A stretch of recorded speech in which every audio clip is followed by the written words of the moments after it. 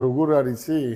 აი იმდენად მომწონს, იმდენად უხდება ქაურობას ორივე, რომ კი, რაღაცნაირი, აი ზუსტად ის არის, რაც მე მომწონს.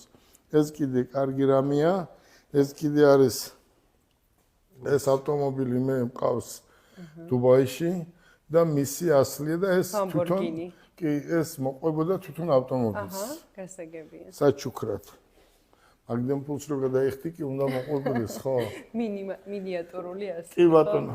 მობრძანდით ახლა აგერ დავждეთ. გაბრძანდით და იმიტომ რომ მე თქვენთან რამოდენიმე შეკითხვა მაქვს. კი ბატონო. აღნიშნული შეკითხვები დარწმუნებული ვარ დღეს საზოგადოებასაც აქვს. კი ბატონო. და ვეცდები ის კითხვები დაგისვათ, რაც დღეს ქართულ რეალობაში აინტერესებს. კი ბატონო. თქვენს მაყურებელს და თქვენს გულშემატკივარს. კი ბატონო. ბატონო გელა, თამამად შემიძლია ვთქვა, რომ კონკურენტი ფიზიკურად არ ყავთ. მაინტერესებს რა გაძლევთ ძალას და რა გაძლევთ ყოველდღიურად мотиваციას, რომ შექმნათ ისეთი ტრენდები, რაზეც საზოგადოება ილაპარაკებს თვეების, კვირების განმავლობაში და იქნებით მუდმივად აქტუალური. დიდი მადლობა მინდა გადაგიხადო აი ამ კითხვისთვის, შეკითხვისთვის და მე ახლა დროს გამოვიყენებ და აი ესე ვიტყვი. ამ სიძლიერეს, ამ ენერგიას და ამ ყველაფერს, რაც ვიყავი, ვარ და მომავალშიც ვიქნები, ეს არის ის ქალბატონი. დედა. კი. აი დედამ ჩვენ პატარა წერილი დაგვიტოვა და მითხრა, წერილზე დაუწერია, რომ დედაზე არავის არ შეაგინებია.